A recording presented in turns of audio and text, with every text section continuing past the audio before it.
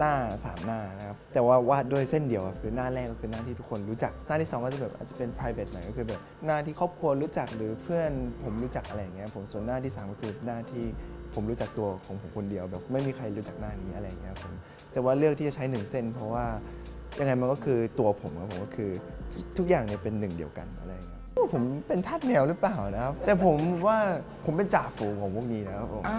เขาขู่มาผมขู่กลับด้วยครับผม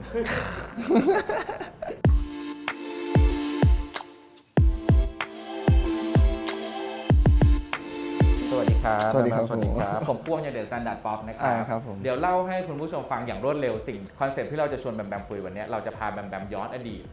ผ่านภาพในอินสตาแกรมหลาย ๆ ภาพนะตั้งแต่เด็ก ๆ เพื่อลองขยายความกันดูว่าเหตุการณ์เหล่านั้นมันสำคัญกับแบมแบมยังไงในวันนี้บ้างเมื่อเช้าผมก็เพิ่งย้อนอดีตมาเหมือนกันครั โอเค ข้างหน้าเนี่ยโรงเรียนผม โรงเรียน ใช่ครับสาย โอเค เดี๋ยวเราคุยเรื่องตอนเด็ก ๆ กัน ได้ครับ นะฮะ ผม ผ่านภาพนะครับโอเคดีก่อนที่จะไปภาพครับเราเป็นภาพกว้าง ๆ ก่อนอย่างแรกครับที่จะเห็นข้างบนสุด ครับผมเป็นตัวเลข 16 ล้าน 16 แล้ว follower ครับผม มันขึ้นไวนะเพราะว่าตอนแรกที่เราทำสคริปต์คำถามไปให้มันเป็น 15.9 ไม่ถึงอาทิตย์มันเป็น 16 แล้ว ครับผม รู้สึกยังไงกับเลขนี้บ้าง รู้สึกดีนะครับผมก็รู้สึกว่าแบบ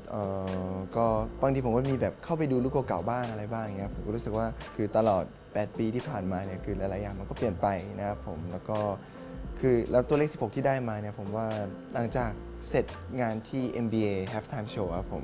ก็เสร็จปุ๊บกลับโรงแรมมาก็ขึ้นเป็น 16 เลยครับผมว่าหลายๆคนที่เขาอยู่ตรงนั้นที่เขาเป็นแฟนบาสเนี่ยหลังจากที่เห็นโชว์แล้วเหมือนเขาก็แบบเข้ามาติดตามกันอะไรอย่างเงี้ย เล่าบรรยากาศสั้นๆ ตอนโชว์ให้ฟังหน่อยเราเพิ่งเห็นรูป อ๋อ เฮ้ยตื่นเต้นด้วยเหมือนกันนะ ตื่นเต้นครับผมก็ตื่นเต้นครับคือแล้วก็กดดันด้วยครับผมในเวลาเดียวกันเพราะว่าจริงๆแบบเป็น K-pop คนแรกด้วยที่ได้ขึ้นนะครับผมแล้วก็ในนาม Ambassador ของ Golden State Warrior ด้วยครับผมก็คนที่เขาเป็นแฟนคลับบาสเนี่ยเขาจะสงสัยว่าแบบเป็นใครอะไรเงี้ยแบบมันทำอะไรได้บ้างอะไรอย่างเงี้ยครับผม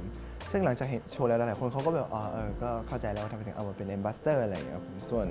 แฟนคลับ K-pop กับคนทางที่เขาอยู่เกาหลีหลายคนเนี่ยเขาก็เหมือนจับตามองกันนะว่าแบบจะไปแบบ represent เป็นหน้าให้กับทาง K-pop ในสถานที่แบบนี้เนี่ยมันก็ต้องทำออกมาให้ดีเขาก็ลุ้นกันนะครับผม เราว่าการที่พอจบงานแล้วมันมียอด follower เพิ่มขึ้น มันเป็นตาสแตมป์ช่วยพรูฟเราเหมือนกันนะว่า ใช่ เพอร์ฟอร์แมน ครับ ของเรามันได้รับการยอมรับจาก ก็ คน ใช่ครับก็รู้สึกดีครับผม ย้อนกลับไปครับ อันนี้เป็นภาพแรกในภาพแรกในอินสตาแกรมเลย แต่จริงๆอันนี้ไม่ใช่ภาพแรกครับผมบางทีมันมีภาพแรกมากๆเลยครับแต่ว่าบางทีแบบเข้าไปอย่างเงี้ยมันก็แบบเฮ้ยเมื่อก่อนเราลงอันนี้ทำไมใช่ไหมครับแบบเฮ้ยมันลงไปได้ยังไงเนี่ยผมก็แบบบางทีก็แบบมีเคลียร์แบบโพสต์บ้างมีลบไปบ้างอะไรอย่างเงี้ยผมแต่ว่า โอเค อัน ทำไม นี้ก็ ภาพนี้ถึงยังอยู่ อันนี้ก็ไม่แรกมากนะครับอันนี้ก็น่าจะแบบเดบิวต์ประมาณ2 ปีตอนนั้นนะครับ ครับ อันนี้หรอไม่รู้สิครับทำไมถึงอยู่เหมือนกัน โอเค ถ้างั้นพอมองมันไปตรงเนี้ยเราคิดถึงอะไร ก็คิดว่าดูเด็กครับผมแล้ว ดูเด็ ก็ กโอเค ดูเด็กนะครับ แล้วก็แบบว่า ไม่รู้สิคือตอนนั้นเหมือนจะเป็นถ่ายแมกกาซีนอะไรของญี่ปุ่นสักตัวเนี่ยครับผมแล้วแบบว่า เหมือนจำได้ว่าเหมือนแบบชอบภาพนี้มากแต่มันไม่ได้เป็นภาพที่เขาปล่อยออกมา เป็นภาพที่แบบผมถ่ายผ่านจอเวลาถ่ายแมกกาซีนนะครับผม ก็ชอบแล้วก็แบบมีเมมเบอร์อยู่ด้วยอะไรอย่างเงี้ยก็ลงไปครับ โอเคฮะ ลงไปอีกฮะ ก่อนที่เราจะพูดถึงการเติบโต ครับผม ภาพนี้ครับ ภาพเด็กเนี่ยนะครับผม ครับ แต่ภาพนี้ก็ เป็นหน้าผมจริงครับ แต่ตัวไม่ใช่ผมครับผม อันนี้คือแฟนคลับเขาเอามาแบบอีดิทนะครับผม ตอนนั้นเหมือนลงแบบแกล้งแฟนคลับครับผมแล้วหลายๆคนเขาเชื่อด้วยครับเขานึกว่าเป็นผม นอกจากภาพนี้ฮะ ครับผม ลองนึกถึงอะไรในตัวแบมแบมตอนเด็ก คือก็นึกได้2-3อย่างนะครับผมตอนที่เนี่ยผมเมื่อกี้ที่ไปโรงเรียนมา ผมก็นั่งนึกเหมือนกันครับผมก็คือจริงๆก็บ้าๆบอๆตั้งแต่เด็กๆแล้วนะผมก็จะเป็นคนที่แบบ energy เยอะหน่อยครับผมแล้วก็เป็นคนที่ชอบอะไรแบบวิบวิบวับวับตั้งแต่เด็กๆแล้วแบบชอบเสื้อที่แบบมันจะแบบวาวๆหน่อยอะไรก็จะชอบอะไรพวกนั้นตั้งแต่เด็กๆแล้ว ๆ ครับ ครับผม ดื้อซนเป็นคนแบบไหน เรียบร้อยแบมแบมจะใกล้เคียงกัน เอาจริงผมว่าผมเป็นคนที่เรียบร้อยตั้งแต่เด็กๆแล้วครับผมว่าเป็นซนกับเรียบร้อยครับไม่ถึงขั้นดื้อครับผม ซนกับเรียบร้อย ใช่ครับผม ผสมกัน ใช่ครับ เรียบร้อยที่สุดคืออะไรซนที่สุดคืออะไร โซนที่สุดก็แบบเวลาลมญาติอย่างเงี้ยผมก็จะวิ่งทั่วบ้านเลยครับผมแล้วก็เรียบร้อยก็คืออย่างน้อยก็คือก็พูดแบบเจอผู้ใหญ่ทีไรก็จะพูดครับตลอดเงี้ยผมและที่แบบว่าก็จะแบบรู้สถานการณ์ตั้งแต่เด็กๆผมก็คอยดูว่าแบบตรงนี้มันเป็นแบบ ตอนนี้เราต้องนิ่งๆนะอะไรอย่างนี้แล้วแบบตรงที่สนได้ก็จะสนอะไรแบบ โอ นี้ เค ใช่ มีเหตุการณ์ไหนในช่วงเด็กนะครับอาจจะโตขึ้นมากว่านี้ก็ได้ แต่เรา ครับ ลอง ผม คุยเรื่องแบบพอเป็นเด็กประมาณนึงเริ่มรู้เรื่องแหละ อืม แบมพอจะนึกเหตุการณ์ที่มันสำคัญมากๆในชีวิตในวัยเด็ก สำคัญ ออก มากๆแล้วครับผมจำได้ครับก็คือตอนที่ไปเกาหลีครั้งแรกครับผมคือ ตอนนั้นอยู่สุวรรณภูมิครับผม แล้วกำลังเตรียมไปแล้ว แต่ว่าแบบตอนนั้นก็มีแฟนคลับออกมา2-3 คนก็ผมก็ตกใจเหมือนกันว่าแบบโอ้มีมาได้ยังไงอะไรอย่างเงี้ยตอนนั้นผมยังไม่ได้บิวแบบไม่มีเขาไม่รู้จักผมกันนะครับผม ตอนนั้นก็แบบจำได้เลยครับแบบเตรียมเสื้อที่จะใส่ไปเกาหลีเนี่ยแบบตั้งแต่แบบ2-3 อาทิตย์ก่อนอะไรอย่างเงี้ยครับผมตอนนั้นไปเดินสำเพ็งครับ แล้วก็ใส่ชุดสีเขียวแล้วก็แบบมีเป็นหูฟังสีเขียวอยู่อะไรอย่างเงี้ยครับผมตอนนั้นชอบสีเขียว เป็นครั้งแรกที่ผมออกนอกประเทศเป็นครั้งแรกเลยครับผมแล้วแบบต้องอยู่ตรงนั้นเป็นเดือนๆอย่างเงี้ยผมก็แบบตื่นเต้นด้วยสนุกด้วยแล้วก็ก็กลัวด้วยประมาณนี้ครับ โอเค ลองนึกเปรียบเทียบเล่นๆดูฮะจากวันนั้นที่เรากำลังจะไปที่เกาหลีอยู่ที่สนามบินมีคนมาของ2-3 คน ครับ ทุกวันนี้ไม่ว่าแบมจะกลับมาที่ไทยหรือว่าจะบินไปไหนแฟนคลับจะเยอะมากจะรอแบบมันเปลี่ยนไปหมดเลยรู้สึกยังไงกับเรื่องตรงนี้บ้าง บางทีก็ยังมีแบบความไม่ชินบ้างนะครับผมแบบไม่ใช่แค่เรื่องสนามบินอย่างเงี้ยผมคือทุกอย่างที่ผมทำอยู่ตอนนี้เนี่ยครับผมแบบผมเพิ่งย้ายบ้านที่เกาหลีได้ประมาณ3 ปี 4 ปีประมาณเนี้ยครับผมแล้วคือมันเป็นบ้านดีไซน์ที่แบบผมฝันมาตลอดตั้งแต่เด็กๆแล้วผมเป็นคนชอบเล่นเกม The Sims นะครับผมก็ฝันมาตลอด ก็จะแบบมีอย่างเงี้ยแบบกลับบ้านพอทำงานกลับบ้านมาผมนั่งอยู่ที่บ้านผมก็จะแบบมันเป็นอย่างนี้แต่เมื่อไหร่นะอะไรมันก็จะมีความคิดอย่างเงี้ยครับผมเวลากลับไทยอย่างเงี้ยครับผมก็แบบยังมาโรงเรียนอย่างเงี้ยแบบผมก็แอบงงๆนิดนึงว่าแบบทำไมทุกอย่างมันดูเล็กไปหมดเลยเมื่อก่อนแบบทุกอย่างมันดูสูงมากเลยครับยังมีความไม่ชินกับสภาพแวดล้อมหรือชีวิตในตอนนี้แบบในบางส่วน โอเคก็นิดเดียวชอบเล่นเดอะซิมเหมือนกันนะแบบชอบทำอะไรในเดอะซิมมันดียังไง ผมสร้างบ้านอย่างเดียวเลยครับผมไม่ค่อยเล่นเกม ไม่ เท่าไหร่ครับผม อาจจะ ตอนเด็ก ชอบแบบนี้ ๆผมชอบตอนแรกผมไม่ได้อยากเป็นนักร้องอยากเป็นแบบพวกอินเท r รียดีไซเนอร์อย่างเงี้ยส่วนใหญ่ครับผมป โอ ระมาณ เค นี้ ซึ่งพื้นที่เดอะซิมแม่งสนุกมากมัน ใช่ ส ครั นุ บ กมาก ทีนี้เราก็เติบโตขึ้นมานะครับผ่านช่วงวัยเด็กเดบิวต์แล้วก็จนมาถึงภาพนี้ครับที่เพิ่งลงไปนะฮะเราลองรีแคปหรือแรปอัพช่วงเวลา 8 ปีในการครบรอบอะฮะมันจะนึกถึงอะไรมากที่สุดมันสำคัญกับเราขนาดไหน เอาจริงก็สำคัญนะผมก็เข้าไปดูรูปเก่าๆครับผมแล้วผมเจอรูปนี้เนี่ยผมจำได้ว่าแบบมันเป็นรูปรวมจากคนครั้งแรกที่เราปล่อยออกไปครับผม8 ปีนี่ก็สำคัญนะผมก็แบบเรื่องดีบ้างไม่ดีบ้างแบบขึ้นลงหลายๆอย่างแฟนคลับเขาก็ผ่านอะไรมาหลายอย่างด้วยกันครับผมแต่ว่าปีนี้มันจะแปลกหน่อยนิดนึงเพราะว่าไม่ได้อยู่ครบกัน7 คนก็เสียดายนิดนึงครับผมแล้วก็แบบคือด้วยโควิดด้วยอะไรด้วยอย่างเงี้ยแบบบางคนก็แบบอย่างพี่มาเขาก็กลับอเมริกาไปพี่แจ็คเขาก็อยู่จีนอะไรอย่างเงี้ยครับผม ถ้าให้ลองนึกถึงเหตุการณ์เหมือนเดิมอะเหตุการณ์ที่สำคัญที่สุดในช่วง 8 ปี ใช่ นั้น ครับ ที่เรามักจะนึกถึงมันบ่อยๆ อาจจะเป็นเรื่องดีหรือไม่ดี แต่ว่ามันสำคัญกับเราอะมันให้ผลเรียนกับเรา ก็ถ้าเกิดนึกถึงได้ตอนนี้ก็น่าจะมี3 เหตุการณ์ครั้งแรกก็คือ ตอนกลับไทยครั้งแรกครับตอนนั้นจำได้เลยครับผมกลัวสีฟ้าตอนนั้นก็ผมไม่นึกว่าแบบจะแบบมีแฟนคลับออกมาเยอะขนาดนั้นครับผมแล้วก็เรื่องที่2น่าจะเป็นตอนได้ที่ 1 ครั้งแรกครับผมเราจะขึ้นแท่นท็อป 2 ตลอดครับผมแบบใครแต่ว่าไม่เคยได้ที่ 1ครับผมตอนนั้นเราก็ยืนก็แบบเสร็จแล้วกินอะไรดีวะอะไรเงี้ยผมก็แบบไม่ได้อะไรกันมากแต่อยู่ดีตะโกนชื่อพวกผมแบบได้ที่ 1เนี่ยผมก็แบบเฮ้ยอะไรแบบไม่ได้เตรียมตัวมาเลยอะไรเงี้ยผมก็แบบตอนนั้นก็แบบพูดไม่รู้เรื่องด้วยอะไรด้วยเรื่องที่ 3น่าจะเป็นตอนย้ายค่าย จำได้ครับตอนย้ายค่ายคือมันจะมีงานสุดท้ายครับผมที่แบบว่าเป็นงานสุดท้ายของในค่าย JYP ตอนนั้นว่าแบบตอนนั้นทุกคนก็แบบเนี่ยเดี๋ยวจะจบงานนี้แล้วแบบมันก็แยกย้ายแล้วนะว่าแบบจบงานปุ๊บพี่มาร์กก็จะบินไปอเมริกาเลยพี่แจ็คก็บินไปจีนเลยอะไรอย่างเงี้ยก็แบบพอมีเซกูดบายกันอะไรอย่างเงี้ยก็ความรู้สึกว่าแปลกๆนิดนึงครับผมประมาณนั้น โอเค ครับ เราอาจจะรู้สึกแปลกๆแต่มันเป็นช่วงเวลาสำคัญในการ สำคัญ เติบโต ใช่ เนาะโอเค ครับ ลองคิดเล่นๆครับ ถ้าสมมุติว่ามันไม่มีช่วงเวลา 8 ปีนี้ ครับผม คิดว่ามันจะเกิดอะไรขึ้นกับแบมตอนนี้บ้างแบมน่าจะ ถ้าเกิดผมไม่ได้เดบิวต์อะไร ใช่ นะครับผม เวลา 8 ปีนั้นหาย ผ ไป มเหรอครับผมคงทำงานอยู่ที่ Safari World มั้งครับ หรือว่าอาจจะแบบตอนนี้ก็น่าจะอาจจะเพิ่งจบปริญญาก็ได้ครับผม โอเค แล้วก็น่าจะจบด้านแบบอินเทเรีย Interior ดีไซเนอร์อะไร ออกแบบ พวกนี้ อ่า ประมาณนั้นครับผมตอนนี้ก็คงแบบนั่งหางานอยู่ครับผม ใช่อายุอาจจะเพิ่งเรียนจบพอดี ใช่ผม ในช่วงนั้น 24พอดีก็แบบเป็นช่วงแบบหางานพอดีอะไรอย่าง โอ เงี้ย เคความฝันซาฟารีเวิร์มาจากไหนอ่ะอาจจะเป็นพนักงาน เป็นพอดี Safari ผมชอบ ชอบ คือ พวก ตอน อะไร เด็กๆผมชอบสัตว์ตั้งแต่เด็กแล้วครับผม ที่ผมอยากทำงานมากที่สุดก็คือดูแลน้องแพนด้าครับผมเพราะว่าเขาบอกว่าดูแลยากแล้วได้เงินเดือนเยอะด้วยครับผมแล้วมันน่ารักด้วยก็อยู่อย่างเงี้ยครับมันทุกวันนะครับผมก็แบบ อยากลองทำตั้งแต่เด็กๆแล้ว โอเคเป็นคนที่นั่งดูคลิปแพนด้าได้ทั้งวันปะเนี่ย อ๋อไม่ขนาดนั้น อ๋อไม่ แต่ว่านั่งดู UFO ได้ทั้งวันครับ ภาพเซตต่อมาครับ อันนี้จะเป็นความสนใจส่วนตัวของเรานิดนึงนะ ครับผม เรากำลังอยู่ในช่วงที่ชอบรอยสักเลยพวกเนี้ย อ๋อ ครับ ครับผม เราชอบมันในแง่ทั้งแบบมันเป็นงานศิลปะด้วย ใช่ แล้วเรา ครับผม เชื่อว่าคนที่สักแต่ละรูปลงไปอ่ะมันจะมีความหมาย ใครบางคนมันจะมีชีวิตมันจะมีอะไรบางอย่าง ใช่ ซ่อนอยู่ ใช่ เสม ครับผ อ ม นะครับ เพราะฉะนั้นลองดู ไป เราขอเป็นรอยแรก รอย ที่ แรก สักก่อนได้ไหมครับ ครับ มันคือที่เป็น 97 ป่ะ จริงๆรอยแรกอยู่ตรงเท้าครับผม แต่ว่าแฟนคลับไม่ค่อยเห็น โอเค เท่าไหร่ครับผมตอนนั้นผมลองเฉยๆว่าแบบมันเจ็บหรือเปล่า แล้วลองแล้วไม่เจ็บ โอเค ไม่เจ็บนี่หว่าผมก็เลยลองตรงนี้ครับผม โอ้ อันนี้ก็97ก็เกี่ยวกับ ปีเกิด ปีเกิดผมเป็นคนที่อะไรกับ 97 มากเลยครับผมโลโก้ที่ผมชอบใช้ก็เป็น 97 Lucky 7 แล้วก็ 9 ภาษาไทย 9 โอ้โห 9 สู่โชคลาภ97 จำได้ว่าตอนนั้นแอบค่ายสักแล้วก็แอบแฟนคลับด้วยครับผม แต่ว่า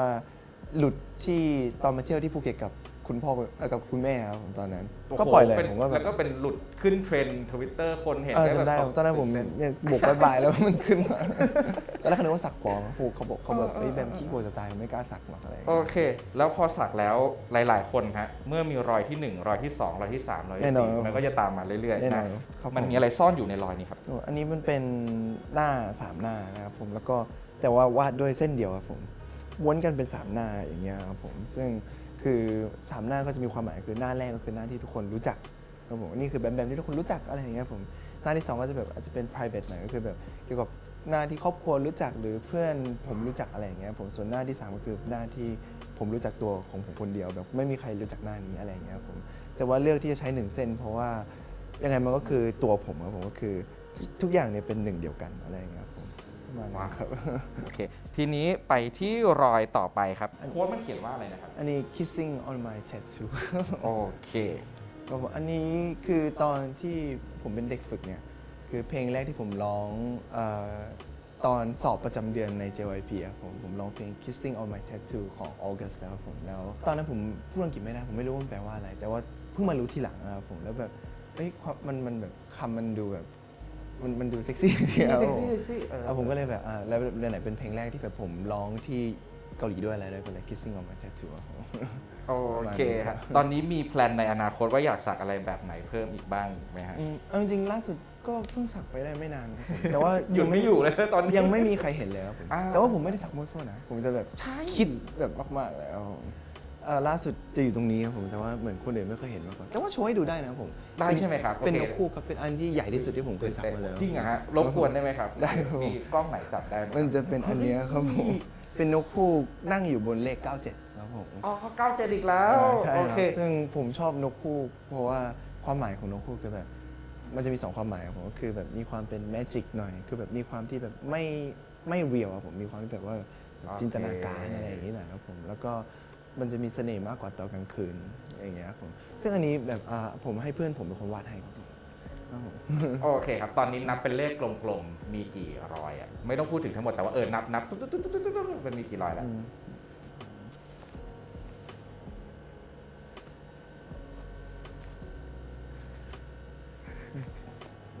โอเค โอ้หนีไหมครับ16 ครับผม โอเค แต่ว่าเล็กๆก็ไม่ใหญ่มาก ทีนี้อีกสเต็ปหนึ่งของแบมแบมนะครับ ก็คือการมีมินิอัลบั้มนะครับ ผม ริบบอนแล้วก็บีครับ ลองแรปอัพมันเหมือนกันครับพอเรามีมินิอัลบั้มที่เป็นโซโล่ออกมาแบบเนี้ย ครับผม เรารู้สึกมันสำคัญกับเราอย่างไร อ๋อ บ้างมันท้าทายเราแค่ไหนเรารู้ ค สึ รั ก บ ยัง ผมไงกับมันบ้าง จริงๆผมก็สนุกกับมันนะผมก็คือจริงๆมันก็กดดันอยู่แล้วแต่ว่าแบบมันก็พยายามที่จะแบบพยายามที่จะคิดว่าแบบอยากกดดันเลยอะไรประมาณเนี้ยครับผมแล้วก็ผมว่ามันเป็นสเต็ปที่ใหญ่มากในชีวิตผมนะผมก็แบบคือตอนนี้ยังคือเราก็ยังอยู่กับเซเว่นเหมือนเดิม แต่ว่าพอแบบเราก็ต้องออกมาทำโซโล่เดี่ยวเนี่ยผมก็กลัวแบบคนเขาจะชอบแบบดนตรีสไตล์ผมหรือเปล่าอะไรอย่างเงี้ยผมแล้วก็อย่างริบบอนกับบีเนี่ยคือมันผมต้องพูดเกี่ยวกับตัวผมอยู่แล้วครับชีวิตที่ผ่านมาหรือว่าอะไรที่ผมคิด อะไรที่ผมแบบอยากบอกแต่ไม่เคยบอกมาก่อนอะไรอย่างเงี้ยครับก็โชคดีครับที่ผมว่าหลายๆคนเนี่ยเหมือนเขาจะเข้าถึงมิวสิกของผมง่ายหน่อย แล้วก็หลายคนก็ซัพพอร์ตแล้วแบบคือผลที่ออกมามันดีกว่าที่ผมคิดเยอะนะครับ โอ ตอน เค แรกผมไม่ได้หวังอะไรเลย โอเคครับ อีกภาพหนึ่งครับอีกภาพหนึ่งอันนี้ที่ ที่เราชอบเหมือนกันจริงๆมันมีหลายเพลงนะแต่ว่าเราชอบภาพนี้แล้วก็ซิมโบลิกหลายๆอย่าง ภาพนี้ ที่ ผ มั ม น ชอบ เกิด ครับ ขึ้นในเพลงหัวอยู่นะฮะโอเค หัวอยู่ครับ งั้นลองภาพเดี๋ยวก่อนที่เข้าคำถามลองให้รีแคปความทรงจำเวลาเห็นภาพนี้ชอบมันเพราะอะไรเห็นแล้วมันนึกถึงอะไรบ้าง ก็มันเพิ่งถ่ายได้ไม่นานนะครับผมหนึ่งก็เลยยังชอบอยู่ครับ แล้วก็สองคือเป็นครั้งแรกที่ผมใส่เสื้อกล้ามในแบบว่าในอัลบั้มอย่างเงี้ยครับผมใช่ครับผมคือเพลงหัวอยู่เป็นเพลงที่แบบผมกักเอาไว้มานานแล้วครับผมคือเคยทำไว้ตั้งแต่แบบ 2018 แล้วเพิ่งจะเอาออกมาเนี่ยครับผมชอบเพลงอยู่แล้วด้วย แล้วก็เป็นครั้งแรกที่ได้ฟีเจอริงกับอาร์ติสต์คนอื่นด้วยอย่างเงี้ยครับผมแล้วก็แบบไอคอนเซปต์กระจกเนี่ยก็เป็นอะไรที่ผมชอบอยู่แล้วด้วย มันจะถามคนอื่นก็ได้หรือมันถามตัวเองก็ได้อย่างเงี้ยครับผมซึ่งผมเคยดูสารคดีเกี่ยวกับเขาทดสอบแบบว่าแบบเรื่องจิตใจของมนุษย์นะผมแบบถ้าเกิดเรามองกระจกอย่างเงี้ยเรามองกระจกนานๆอย่างเงี้ยแล้วเราถามว่าหัวอยู่ในกระจกเนี่ยทุกวันเขาบอกว่าไอ้ภาพที่เราเห็นในกระจกมันจะดูเหมือนคนอื่นนะผมจะเริ่มไม่ชินอะไรอย่างเงี้ยผมซึ่งไม่ควรทำครับมันไม่ดีต่อจิตเรา แล้วถ้าณตอนนี้ฮะเราเวลาส่องกระจกเวลาแบม อืม แบมเห็นอะไรอยู่ในเงาที่มันสะท้อนกลับมา อืม ของตัวเองบ้าง เห็นสิวเซียน มองให้ลึกลงไปจะสิวเซียนเจออะไรอีก จะหนวดก็พอ เมื่อก่อนผมจะมีความที่แบบว่าแบบเมื่อไหร่เราจะโตนะแบบเวลายืนคู่กับคนที่อายุเท่าผมเนี่ยก็แบบยังรู้สึกว่าแบบทำไมตัวเองยังดูแบบเด็กมันดูไม่ professional หรือสักอย่างเนี่ยครับผมทั้งที่แบบคนที่เป็นเพื่อนผมที่อายุเท่ากันเนี่ยแบบเขาดูโตแบบดูแมนแล้วอะไรอย่างเงี้ยครับผมแต่ว่าปีนี้รู้สึกว่าผมคือยังไม่ถึงขั้นแมนหรอกครับแต่ว่าแบบรู้สึกเริ่มดูตัวเองแก่ขึ้น โอเคประมาณนั้น เป็นการเติบโตอีกช่วงหนึ่ง อ่ะ ที่สำคั อา ญ จจะเป็น ที่ ไปได้ สำคัญของเราโตจริงๆไหมไม่รู้แต่ว่าเรารู้สึกมันเติบโตขึ้น ใช่ผมถ้าเกิดผ่านตรงนี้ไปได้ไม่ดีก็อาจจะแก่เลย ต้องดูแลแล้วต้องเริ่มดูแล โอเคทีนี้อีก movement หนึ่งที่เรารู้สึกว่าน่าสนใจแล้วก็สนุกก็คือ movement ของเพลงดูยูกับ Scrooge นะฮะ ใช่ ที่ ครับผม ได้ทำกับทีมงานไทยคือพี่ก๊อฟแล้วก็อีกคนนึงก็คือมี ยังโอม ด้ ด้ ว วย ยครับผมใช่ครับ ลองรีแคปภาพรวมจากการที่ได้ทำงานกับ อืม ทีมงานคนไทยศิลปินคนไทยฮะ ครับผม รู้สึกยังไงบ้าง อย่างเพลง Do You นี่ก็พี่ก๊อฟเขาก็ติดต่อมาก่อนครับผมเขาบอกว่าแบบอยากลองแบบฟีเจอริงกับอาร์ติสต์ไทยแต่เป็นอาร์ติสต์นอกอะไรอย่างเงี้ยซึ่งมันก็ผมพอดีครับผมก็แบบเป็นจริงๆก็เป็นคนไทยผมนับว่าเป็นดาราไทยใช่ไหมครับใช่นะประมาณนั้น ใช่ครับ ผมใช่ครับ อืม แต่ว่าก็คือแต่จะนับเป็นเคป๊อปก็นับได้อย่างเงี้ยครับผมซึ่งเป็นครั้งแรกครับที่ผมถ่ายมิวสิกวิดีโอที่ไทย แล้วก็ถ่ายมิวสิกวิดีโอกับกองถ่ายไทยอะไรทุกอย่างเนี่ยครับผมกองถ่ายตอนนั้นเรามีเวลาถ่ายจำกัดด้วยอะไรด้วย ก็แบบเป็นห่วงว่าแบบผลมันจะออกมาดีหรือเปล่า แต่ว่าผลออกมาดีกว่าที่ผมคิดเยอะเลยครับ โอเค ผมก็แบบคนไทยเราก็โอเคนะแล้วก็เลยมาอันที่ 2 เพลงสเกิร์ตเนี่ยครับผมซึ่งตอนนั้นคือในเดือนนั้นผมถ่ายเยอะมากผมถ่าย Who Are You ผมถ่าย Slow Mo แล้วผมถ่ายสเกิร์ตต่อแล้วเอาจริงๆครับผมคนไทยเขาถ่ายเร็วมากๆครับผมถ่ายเร็วแล้วจะตัดต่ออะไรก็เร็วด้วยครับผมซึ่งทางค่ายผมก็เซอร์ไพรส์เหมือนกันแบบไม่มีอะไรให้แก้เลย แสดงว่าแบบเนี้ยคุณภาพและความสามารถทั้งเรื่องความเร็วเรื่องคุณภาพของทีมงานเราก็พรูฟ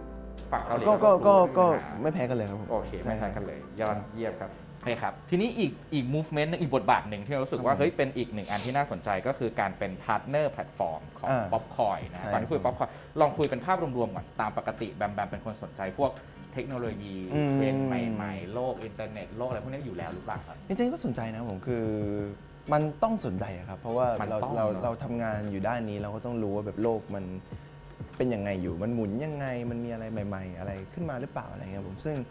เอาจริงๆผมก็รู้สึกว่าผมเริ่มช้าครับเพราะว่ามันเร็วมากเดี๋ยวนี้ครับผมที่เกาหลีเขามีแบบแพลตฟอร์มแบบนี้เยอะเหมือนป๊อปคอยครับผมซึ่งผมเห็นคนอื่นเขาทำแต่ผมก็ไม่ค่อยเก็ตครับผมแต่พอลองมาทำเองจริงๆแล้วมันเป็นแบบเทคโนโลยีแบบมันแปลกใหม่ แล้วมันได้อะไรเยอะแต่ว่ามันไม่ได้ยากเลยครับผม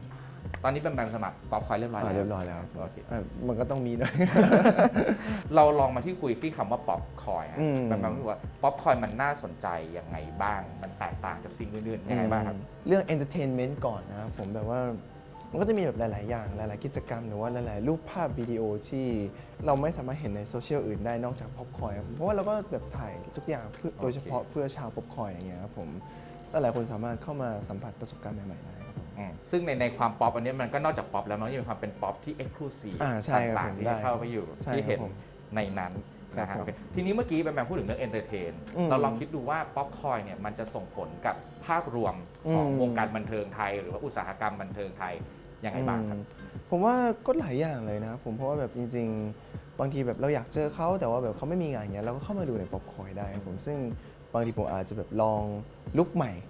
ก็ได้ที่แบบผมอาจจะไม่กล้าลองให้โลกข้างนอกเห็น แต่ว่าอาจจะลองแบบเทสก่อนแบบให้คนในป๊อปคอร์นเห็นก่อนก็ได้อย่างเงี้ยผมก็อาจจะแบบเร็วกว่าข้างนอกหน่อยนิดนึง โอเค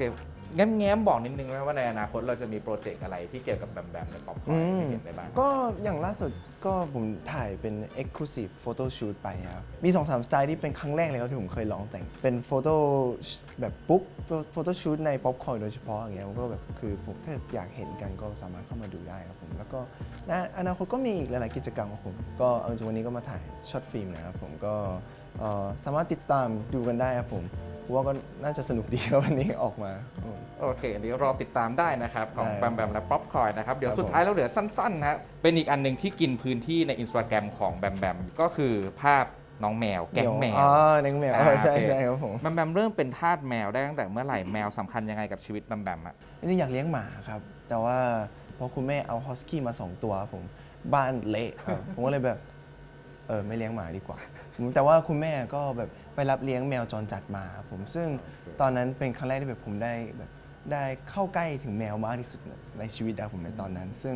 โอ๊ยผมชอบมากครับคือแบบเขามาไถเขาแบบอยู่ชิวๆของเขาอะไรอย่างเงี้ยผมชอบคือผมเป็นคนที่เวลาอยู่บ้านเนี่ยเป็นคนที่แบบไม่ได้อยากได้ความสนใจมากเวลาอยู่บ้านนะครับผมซึ่งน้องหมาเนี่ยเขาก็จะเข้ามาตามเราตลอดแต่แมวมันไม่ใช่ครับผมเขาอยากเข้ามาเขาเข้าผมอยากไปหาเขาเขาก็ยอมให้ผมไปอะไรอย่างเงี้ยผมไม่รู้ว่าผมเป็นทาสแมวหรือเปล่านะครับผมเป็นคนชอบแต่ว่าแต่ผมว่าผมเป็นจ่าฝูงของพวกนี้นะครับผมส่วนใหญ่เขาบอกว่าแมวจะอยู่ข้างบนใช่ไหมแต่ว่าผมว่าผมอยู่บนแมวแล้ว เขาขู่มาผมขู่กลับด้วยครับผม ทีนี้สุดท้ายครับเดี๋ยวเราลองแรปอัพปิดรายการครับด้วยภาพที่เป็นวันเกิดของแบมแบมเวลาแบมแบมจะชอบลงภาพอันนี้จะเป็นภาพเก่าๆครับแต่ว่าเราลองคิดดูเนี่ยจาก2ภาพนั้นมันคือปี 2017 2018 แล้วก็ลองมานับดูตอนนี้เดี๋ยวตอนรายการลงเนี่ยแบมแบมจะอายุครบ25 ปีใช่ พอดีฮะลองแรปอัพดูฮะแบมแบมเป็นคนที่ใช้ชีวิต 25 ปีมาได้อย่างไรบ้างรู้สึกว่ายังไงกับมันผมว่าผมใช้มาคุ้มมากนะครับ คุ้ ผม มมาก ชีวิตตอนนี้ครับผมใช่ครับเพราะว่าสำหรับคนที่อายุ 25 ปีเนี่ยแล้วประสบการณ์หรือความทรงจำหลายๆอย่างที่อยู่ในหัวผมผมว่าใช้มาคุ้มครับผมไปต่างประเทศหรือว่าได้ทัวร์รอบโลกอะไรอย่างเงี้ยครับผมซึ่งผ่านทุกอย่างมาดีนะครับคือไม่ได้ผ่านมาแบบไร้สาระหรือว่าแบบเราแบบใช้เวลาแบบไร้ค่าผมว่าไม่เป็นอย่างนั้นครับผม เติบโตมาเป็นอย่างดีเราใช้คำนั้นไหม ไม่คือก็ไม่อยากใช้คำนั้นเหมือนกันนะครับผมว่าแบบผมก็แน่นอนผมก็ต้องมีบางจุดที่แบบไม่เพอร์เฟกหรือว่าข้อเสียของผมอะไรผมก็ต้องมีแน่นอนครับผมแต่ว่าผมว่าผมพยายามที่จะทำให้ดีที่สุดตลอด 25 ปีที่ผ่านมา โอเคถ้าขอพรวันเกิดได้ครับ ขอพร ให้ลองหลับ วันเกิดได้ ตาขอพรวันเกิดปีนี้ อยากให้อะไรเกิดขึ้นครับ โหยากเลยพี่ขอพรวันเกิดขอประตูโดราเอมอนสักอันได้ไหมครับเนี่ยเพราะว่าแบบผมขี้เกียจนั่งเครื่องบินมาก มันเหนื่อยมากๆเลยครับผมแล้วผมเป็นคนไม่มีก้นด้วยนั่งแล้วแบบกระดูกมันจิ้มแล้วมันเจ็บตอนนี้ผมก็เจ็บเอาจริงผมก็เลยขยับไปมาอย่างนี้ เป็นของขวัญวันเกิดที่น่ารักมากครับ ครับ โอเคครับแบมแบมขอบคุณมาก ขอบคุณมาก นะวันนี้ ผม ขอบคุณมาก เป็นเกียรติมาก ที่มาย้อนเวลาด้วยกัน ข ข อ อ บบ คุ คุณ ณ ค ค รั รับ บสวัสดีครับสวัสดีครับ ได้ครับขอบคุณมากผมไม่เกี่ยวกันครับ